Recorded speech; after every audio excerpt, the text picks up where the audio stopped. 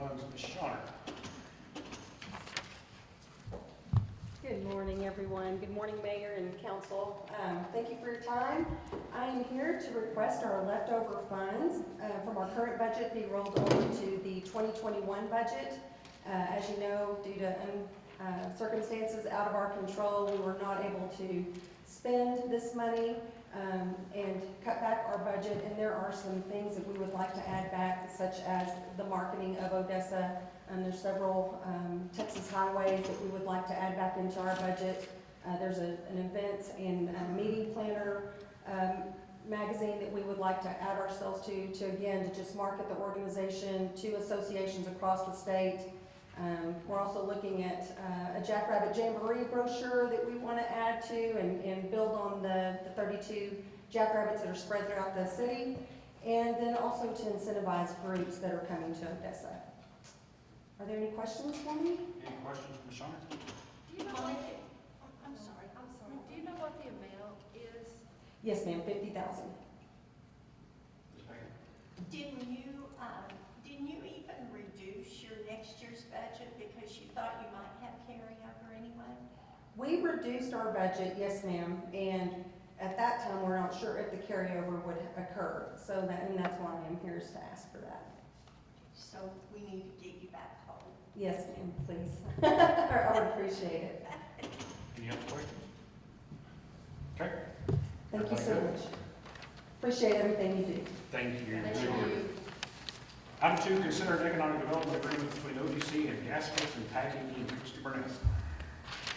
Morning, Mayor, members of the council. I appreciate your time this morning just to hear a little bit of information about a project we're going to move forward with. ODC approved this project at their last board meeting, so obviously, ultimately, y'all approve of their action. This is a company called Gaskets and Packing Incorporated. They're expanding their operations in Odessa. They're currently in a facility on Kermit Highway, and they're moving to a facility on 7th Street. They've outgrown that. So these are leasehold improvements, which is what the application shows, but the main focus of the incentives provided by ODC is for the job retention and the job creation. Both of those numbers are 5 each, and they will be required to keep those for 5 years. So ODC approved a $125,000 incentive for them to be paid out over 5 years. So I'm just here to answer any questions you may have about that. I know you get to approve it, hopefully, next week at your regular meeting. Are there any questions for Mr. Burnett? Okay. Appreciate y'all. Thank you. Item 3, request approval for bids for emergency removal of 2 unsafe commercial structures. Ms. Samuel. Good morning, Mayor and Council. Before you is a request to award a contract to Vanco Insulation for the removal of 2 commercial structures. We have 2 structures that are in very bad condition, the one at 218 Park Avenue and one at 301 Fifth. And the total cost for removal is $133,495, and we're requesting your approval to award the contract. Okay. Are there any questions? Hold on just a second, I'm catching up to you. I'm catching up. Marita, one of Fitch, is that the old Rose Sharon? It's an old church. Yes, ma'am. Yeah, it's the old Rose of Sharon building. It's been taken over basically by vagrants and a lot of unsavory characters. Sounds good. Okay. Any other questions? How soon do you think that will be? As soon as we can get a contract signed. They said it will take 5 to 7 days to remove them. Okay, good. So Marita, that difference, you had budgeted 200,000, that's 66,000. Is that then just available to do some more of this same type of work? Yes, ma'am, we do have more commercial structures that need to be removed, but these 2 are in such bad condition. We wanted to move forward with these 2 and get the neighborhoods a little bit safer with them being gone. Okay. Any other questions? Thank you, Marita. Thank you. Thank you. Thank you. Next, Mr. Brindley, talk to her about zoning and future development to heavy industrial. Yes, sir. Good morning, Mayor. This is the Kyle Burton site out on West Interstate 20. What they're wanting to do, they're going to plat the property, but in order to plat it, they need to zone it, and they're requesting heavy industrial. And what this zoning will do, if it's appropriate for the use that they have out there, one of their uses is a cement batching plant for their own use for the oil field cementing that they use. And heavy industrial is an appropriate use. There's not any residential uses in the area, so it won't have any type of impact on that use. And it's just appropriate, and be happy to answer any questions. Any questions? This will be a public hearing in the No, at the regular meeting, yes, sir. Okay, thank you, Mr. Miller. Uh-huh. Next, consider amending the city code for chapter 13, article 13-2, division 3, water conservation and drought contingency plan. Mr. Kirk. Thank you, Mayor, Council, good to see you again. So, as you read into the caption there, this is a amendment to the water conservation and drought contingency plan ordinance. This is an ordinance reading, first reading, and the TCEQ has contacted us to ask us to update our water conservation and drought contingency plan based on specific verbiage in the state law that we weren't specifically had called out, did not have specifically called out in our plan. These plans are updated on a 5-year basis by regulation. We had another year until that time would be required, but they asked us to go ahead and address this. So the primary change here is that we reference Texas Code section 11.039 entitled distribution of water during shortage. And that verbiage basically is saying that we will pro rata shortage distributions across all customer classes equally and not treat one differently than another. I think the city recognized that already, but that makes sure that we've got it in our code. We reference the section so that if the state changes, it's still applicable to whatever wording they may make adjustments to at the time. There were other issues that topographical type issues, other things that we cleaned up, and we updated our numbers and with regard to conservation goals and things like that. But if you have any questions, we'd be happy to answer those. Any questions for Mr. Kirk? So is there anything punitive or more excessive or significantly different than what we did during the last drought? No, it's just to make sure that we're noting the specific language that the state has for that. We had some language, but it was not exactly the same as theirs. So that makes sure that we match them exactly. But was our procedure last time this procedure? Yes, we have. Right, we have not changed the steps, the trigger points, or any of those things. They're all just the same as it was. Thank you. Thank you, Mr. Kirk. Mayor, we will need a vote on this one. As Tom mentioned, this is an ordinance, so this will be the first reading, and you'll see this again next Tuesday with the final reading. We need public comment? There we go. No. We need a motion? So moved. Second. Have a motion and a second. All in favor, please say aye. Aye. All opposed? Motion passed unanimously. Thank Thank you, Mr. Kirk. Item 6, consider purchase of public safety replacement laptops and equipment. Mr. Parrish. Good morning, everyone. Good morning. What we have here, due to an upgrade in our public safety software, Motorola P1, it has caused some of the equipment there to be obsolete. Basically, what this is going to do is replace those MDTs inside the cars in both PD and fire. That's also going to take care of the cost for installation and haul off of the old equipment inside the cars. And we are also seeking approval for this in this meeting also so that we can utilize the funds that we have for this year's fiscal year. Any questions from Mr. Parrish? Are they still going to be, working along the same line as the existing to where officers have to keep their vehicles running to keep those computers? No, ma'am. These are actual laptops. They also have a docking station that's connected to the car. They can stay running while the car is on.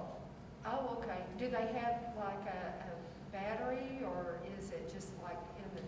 Yes, ma'am. Just like the laptops you Charger guys. type thing? Yes, ma'am. Just like the laptops that you guys are using here. It has an individual battery, and while the car is on, it powers off of the car's battery. Okay, good. Okay, any other questions? So was this out of, in our budget for this year, was this out of supplemental funds we still have left from this year? No, ma'am, this is just the existing funds that I have in my budget, yes, ma'am. I love this man. He is an IT. He has made my little tablet work 3 times now. I am grinning behind me. I can see your smiles. Okay, I will entertain a motion. So moved. Second. Have a motion and a second. All in favor, please say aye. All opposed? You got it. Thank you, Mr. appreciate it. Perry. Thank you. Next, item 7, consider purchase of the command trailer for the police department. Mr. Phillip. Good evening, Mayor and Council. The approval of this agenda item will allow for the purchase of a new command trailer for the police department. This purchase will be through the Comprehensive Communication Services Company out of Houston, Texas, utilizing the State of Texas DIR contract. So it is a procurement-approved contract. The unit that's being replaced is 12 years old, and this is a scheduled and budgeted replacement out of the Equipment Services Fund. The retired unit will be repurposed throughout the city. There's other uses that we could have for it, whether it's the police department, fire department, utilizing it. The biggest issue that we're seeing with this trailer are space, and then also the technology is aging in it as well. This command trailer has been utilized quite a bit for our COVID mobile testing, and the space issues have been a concern for us.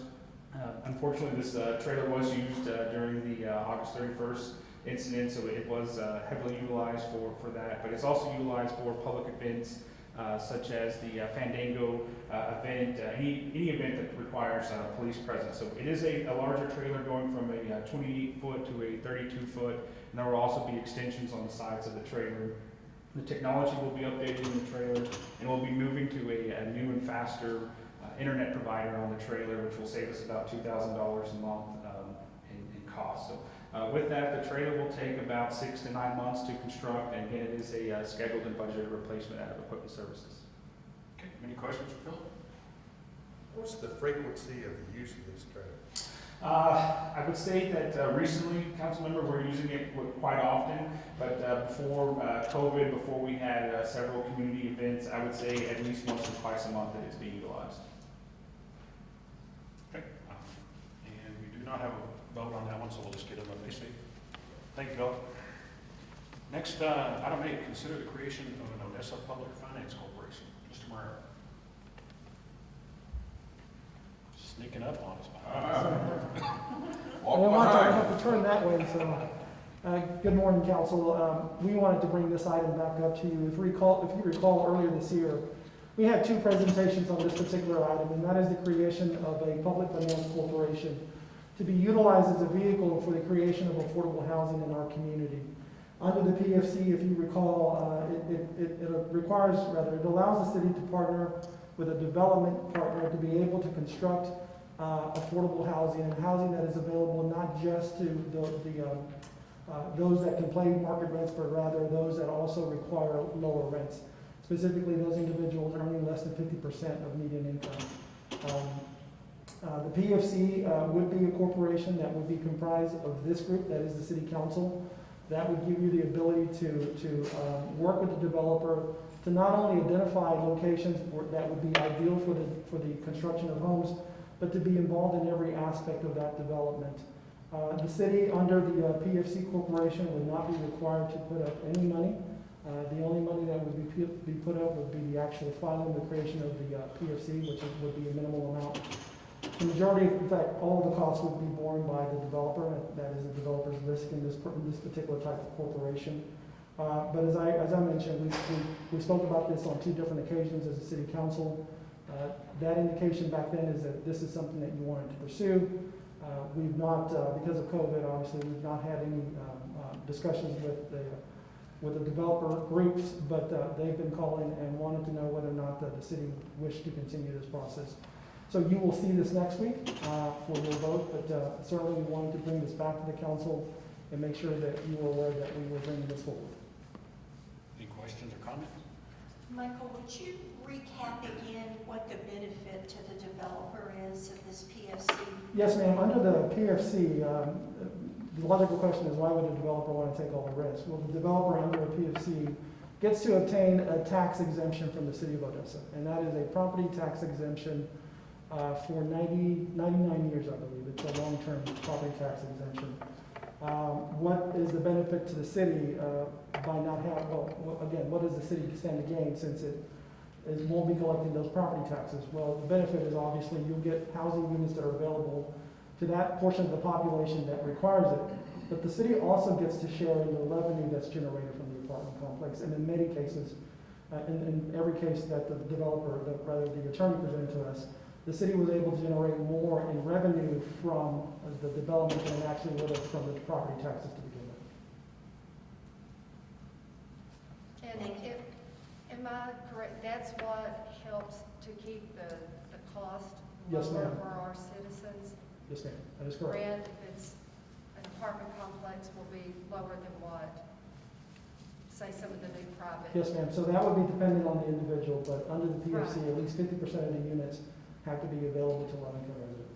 Yes, because they're really gonna be nice, aesthetically nice Well, that's, apartments, right? yes, ma'am, that's the other part of the PFC. You're looking at what they call a type A property, which would be kind of your higher-end looking type properties. Again, under the PFC, the city council would be able to help, along with the developer, identify properties that are suitable for the apartment complexes. Again, and there's probably not gonna be a lot of interest at this point, simply because of the market. But at some point, this vehicle will be in place and the city will be able to take advantage and partner with someone to build units. I know that there's always a concern when people hear that we're given a tax exemption, to a company, but this really is set up to benefit our citizens, correct? Yes, ma'am, and certainly the city as well. So, Yeah, it's something that me and Mike was talking about when I first got on the council, because that's my pet peeve, is to try to get low income housing in here for people that don't qualify for other things. So that's one thing that we talked about when I first got on the council, that me and him agreed on trying to do. So I commend you on a good job, Mike, and I'm 100% behind you and supporting. Yeah, and what's so nice about these is, it's gonna be a nice apartment complex that, just a percentage of them will be used to help Sure. the local. Yeah. And many major metropolitan cities in Texas have used this program pretty successfully. Because where I came from Philadelphia, they did it, and it worked. And it got people into houses that they couldn't get into houses. They had programs to help them to get into these houses and stuff like that. So that's why when he started talking to me about it, I was on 100% on board, because that's my pet peeve. I love that. So Michael, is this similar to the product to the 87th apartment complex? Under the PFC, as I mentioned, you'll be doing what's called the Class A property, so it'll be at an even higher level. It's specifically for affordable housing or workforce housing? No, it's going to be workforce housing, so you'll have a mixture of both market rents and rents lowered for individuals earning less than 80% of the income. Sounds great. Yeah. Martha, does this PFC have a board? Yes, ma'am, and that Just board, us. as we discussed, the board would be the city council, Just us, okay, that's what I was. and staff would be there supporting. Right, okay. Any other questions or comments? Thank you very much, Mike. Thank you, Mike. Thanks, Mike. Next, Cindy Muncy Show. Yes. Consider the approval of sewer rate change.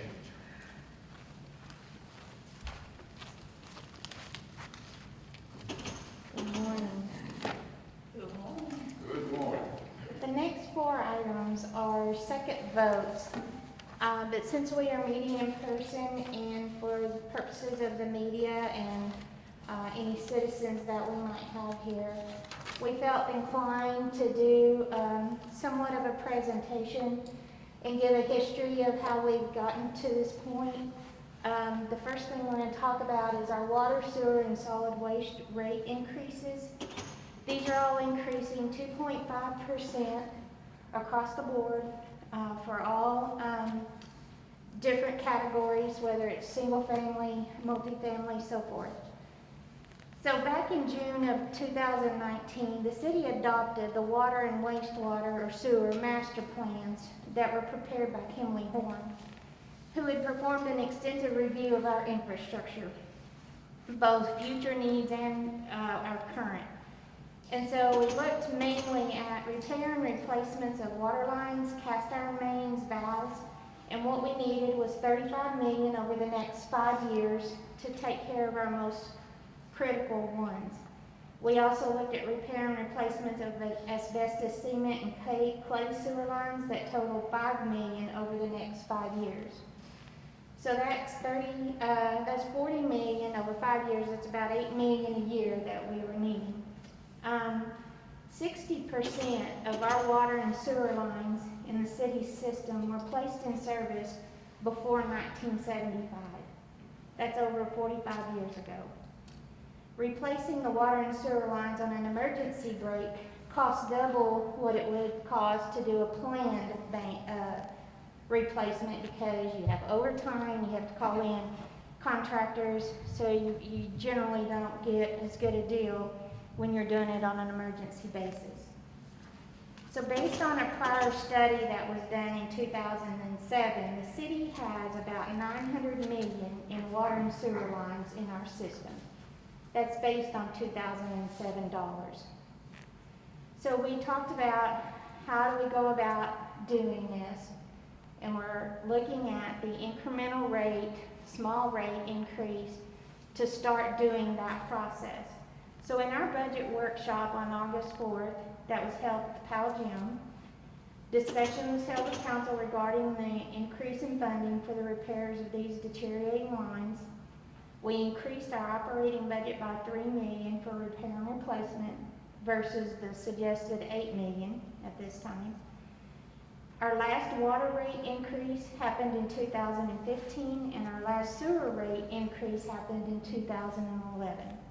And we did sizable rates at those times, so we felt doing a smaller incremental rate increase would be best. The solid waste, or the trash rates, are also increased. We increased them in 19 slightly, and again this year we are getting increased cost at the landfill for our tipping fees of about 7.5% a year. We went over this again at the council work session on August 18th, and we discussed the budget at the upcoming meeting, which was held on the 25th. That was held virtually due to COVID.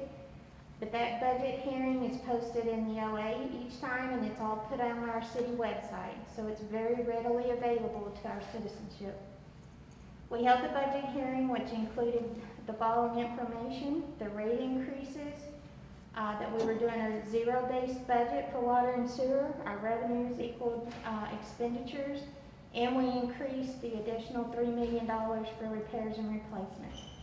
This budget for water and sewer and solid waste did not include any cost of living increases for employees, and we're currently in a hiring freeze except for essential personnel. We have a meeting on September 8th where we took the first vote on the solid waste and water sewer rates, and y'all adopted the budget. Randy, if you'll move up. We presented this comparison of the water rates. This is all three on a monthly bill. If you'll go up a little bit more. And we even at the bottom put, so it's $1.29 on a small usage. For our senior and citizen, disabled people, it's $1.08 a month for those three rate increases. The amount that we're adding to our budget for water and sewer with this rate increase is $1.3 million, and yet we increased our expenses $3 million. For solid waste, it's adding about $360,000 to our budget in revenues. And I will entertain any questions. Any questions? How much was it we were adding for sewer? How much revenue? For sewer, water, it's $975,000, and sewer's $342, So the two together. is $1.3 million. Yes, ma'am. Any other questions? I don't have any questions, but I do want to thank Cindy and the staff for continuing to go over this and make it plain where the citizens can understand exactly what's happening. Because oftentimes when they see that, you know, we're increasing the rate, they hear it, but they don't see the actual breakdown, and to know that some of our existing infrastructure is over 45 years old where this is concerned. I understand that times are hard, that they're hard for all of us, because we as citizens, most of us also have to pay water and sewer and trash bills. But as she stated, you know, we pay me now, pay me later. I mean, when we have to do it later, it just doubles the cost, and so that's even more that we have to pay. So thank you, Cindy, for your work in making it plain. I think it's important for the citizens to know exactly why we're having to do it, that we're just not arbitrarily just, you know, raising rates because we can. It's something that we have to, as citizens who are looking out for the long term of our community. So thank you. That's very well said. Cindy? Yes, ma'am. Would it be accurate to say that the 5,000 gallon a month and the 7,000 gallon a month are primarily our single-family dwellings? Typically, yes. I didn't really, I mean, I guess if it gets... And the rates that are up here are just residential. That's the only example I've given you here, Oh, okay. is residential rates. And this is a 3/4 inch meter, which is our most common meter for our residents, yes. So if these are just residential, holy moly, 50,000? 50,000 gallons? Is that like an apartment complex or something? Well, depends on if you That's have like a really your- large house and a really large yard. And you like to water, which a lot of our yards are not very well watered. Yeah, I'm not quite seeing that. Well. So, and in the ordinance itself, you see all the rates affected by size, by classification. That would be pretty honors to put all of that up here to show you an example. So we usually go with the most common residential rate. So commercial, industrial will also see increases as well. Right. It's across the board to everyone. Michael, particularly for the newspaper and the media, you know, it's really important for people to understand this is not property taxes that pay for public safety. This is like its own little enterprise, water and sewer. And the only way that we can make any money in order to pay for all of these repairs and replace these lines is through revenue from water and sewer and our solid waste. So it's really important to realize that these increases are going specifically for this special use for these pipes and not for anything else. And there's really no option. I mean, our lines are old and they're breaking, and there is no option other than to continue to repair them. We obviously couldn't replace everything at one time. So I think that's really important for citizens to know that this is the revenue that is specifically used for the maintenance of those lines. Well said. And Tom Kerr could give y'all any number of incidences if y'all would like to hear any of those, because he has, I think he gave me 4 pages of information. I said, okay. Because we have had multiple breaks.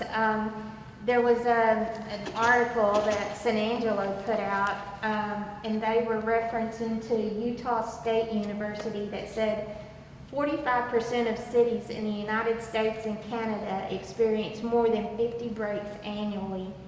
In addition, break rates have increased by 27% from 2002 through 2018.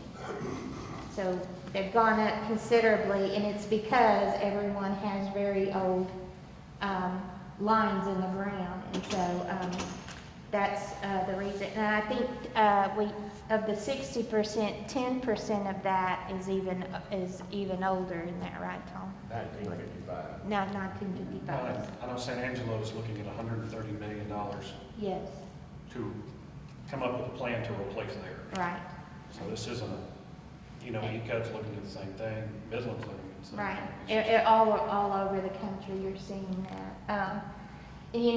We would like to do more. We need to be doing more. That's something we'll be talking to y'all about in the months coming up. So this is a start to get some more repairs and replacements done before they come actual breaks that we have to go in and fix. Cindy, Tom, thank you for your hard work. Thank everyone, please. Thank you. Tom, I do have a question, and this may be to Philip or Tom, either one. I know we have a plan on what needs to be replaced when. How long will it take for this new rate to come into effect before we are able to spend any of it? Well, the rate goes into effect October 1, so it starts coming in on your November bill. So, And the budget already has some funds set up for us to start, so we'll be starting immediately. continuing, Yes. we've already started. Yeah. And your master plans detail out more critical areas that this is going towards, so we will be Getting the following. engineering done to replace the lines, that's always a lag, we've always dealt with that. Yes, sir. Okay? One Good. quick thing, Tom, we're coming up on winter, your favorite time of year for line breaks, Sure. et cetera, which, they happen any time of the year, but how are you staffing wise? We are fully staffed in distribution for the first time since I've been here. And about how many personnel are on the crews for line repairs? I would say it's around 20 personnel. Okay. And so,